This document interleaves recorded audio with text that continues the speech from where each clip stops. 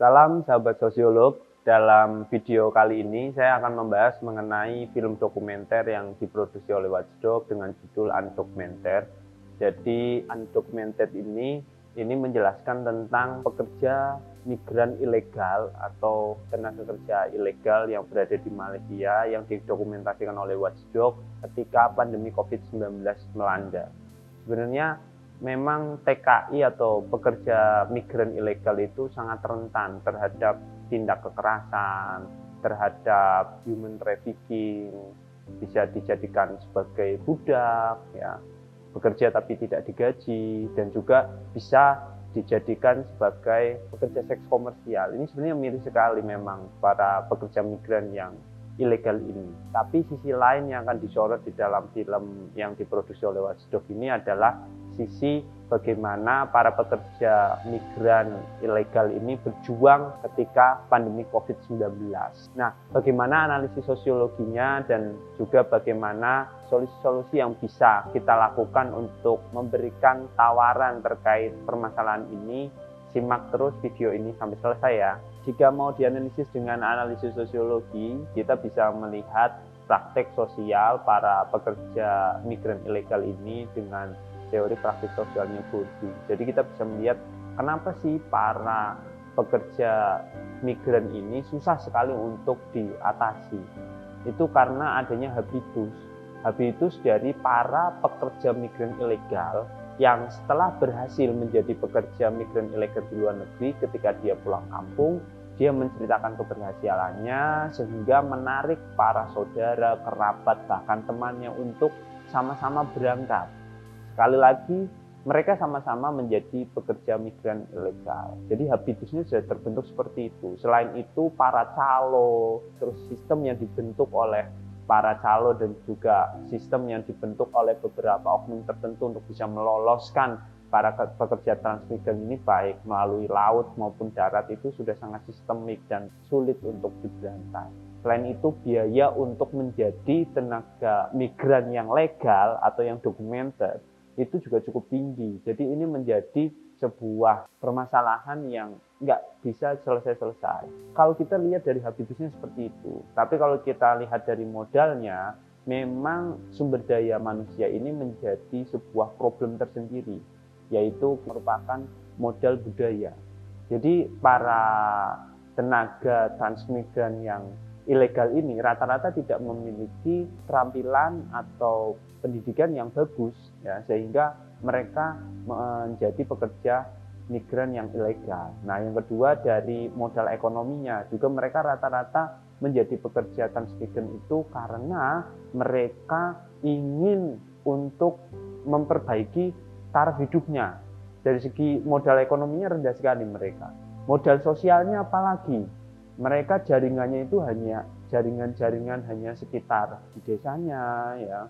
Bahkan peningkatan pekerja migran ilegal seperti di Lombok, NTB itu semakin tahun semakin tinggi itu karena ya modal jaringan dari masyarakat yang menjadi pekerja migran ilegal itu terbatas, hanya itu saja, ya. Dia nggak punya jaringan untuk bisa menjadi pekerja migran yang legal. Jaringannya mereka ya dari saudara, kerabat, bahkan calo yang intens datang ke masyarakat untuk menawarkan itu. Nah, kemudian modal simboliknya mereka hanya lulusan sekolah-sekolah dasar, SMP gitu. Mereka nggak punya modal simbolik lain, ya, istilahnya keahlian atau ijazah yang bisa ditawarkan agar bisa menjadi pekerja migran yang legal.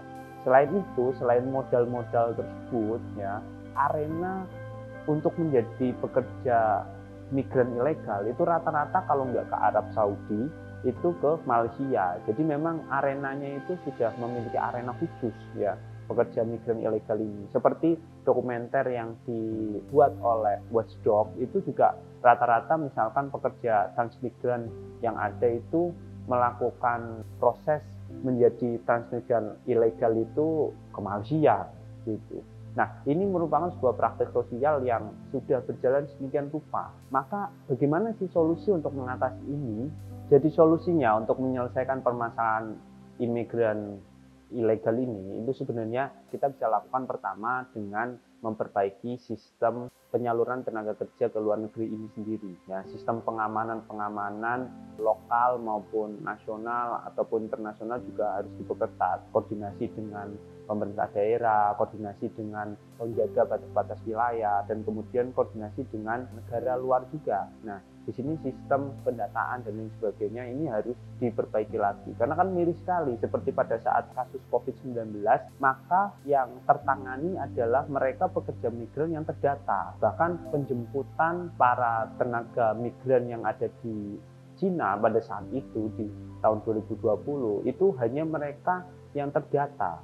Nah, setelah yang terdata itu berhasil dijemput pulang ke Indonesia, ternyata ada laporan-laporan ada beberapa pekerja migran ilegal yang tertinggal karena mereka memang tidak terdata. Nah, ini kan miris sekali. Maka di sini negara harus hadir untuk bisa memberikan sosialisasi dan pemahaman kepada warga bahwa pentingnya menjadi pekerja migran yang ilegal, dan kemudian bagaimana sih caranya untuk bisa menekan biaya ketika para pekerja ini ingin bekerja di luar negeri agar biayanya tidak terlalu tinggi. Karena memang salah satu alasan ketika memilih menjadi pekerja migran ilegal itu karena untuk menghindari biaya yang tinggi, proses pembuatan paspor dan lain sebagainya. Data-data tersebut membutuhkan biaya yang cukup tinggi, dan menurut saya ini harus dibedakan antara pekerja migran yang tidak memiliki modal ekonomi yang baik dengan pekerja migran yang memiliki modal ekonomi yang baik. Ini harus ada range harga. Nah, selain itu sebenarnya kita bisa melihat potensi ini dari peluang bonus demografi. Jadi mau nggak mau kita harus bersiap untuk menjadi pekerja migran di luar negeri. Karena sesuai data dari pemerintah di masa Indonesia Emas pada tahun 45 nantinya itu bonus demografi Indonesia mencapai 300.000. Nah, posisi ini nanti rata-rata dihuni oleh usia produktif 15 sampai 58 tahun. Ya, jadi usia-usia produktif yang mengisi ini. Usia-usia produktif ini nanti pada bonus demografi Indonesia yang diprediksi pada tahun 45 itu mencapai 300 juta jiwa, itu 200 juta jiwa adalah usia produktif. Nah, Indonesia kenapa memiliki peluang yang sangat besar untuk menjadi pekerja migran di luar negeri, tapi yang terdidik loh ya. Kenapa saya bicara yang terdidik peluangnya? Karena di negara seperti Jepang, Korea Selatan, Singapura, Amerika Serikat itu sudah terjadi yang namanya resesi seks.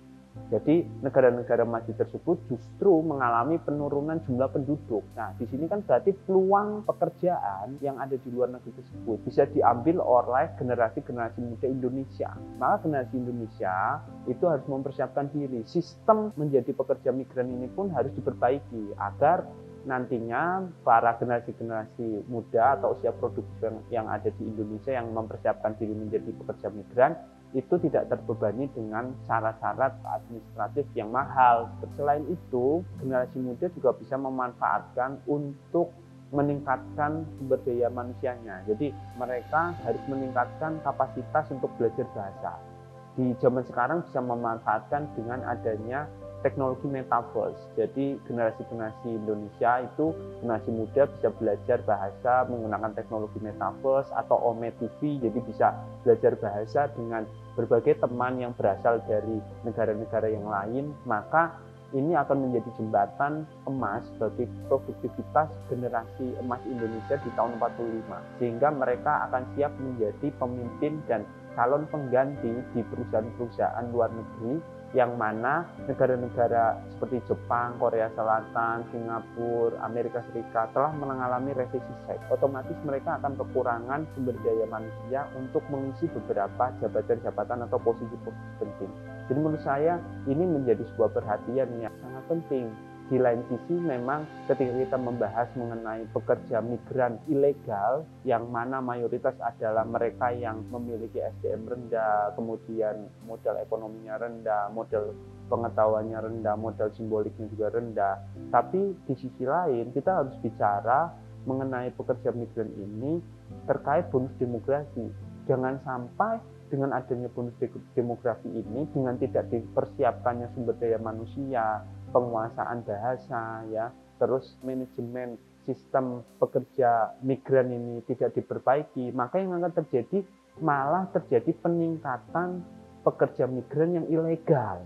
Maka perlu penanganan yang sistemik, yang holistik, agar yang terjadi pada saat Indonesia Emas itu adalah penurunan pekerja migran ilegal, tapi peningkatan yang signifikan pekerja migran yang legal dan juga memiliki keahlian yang juga bagus.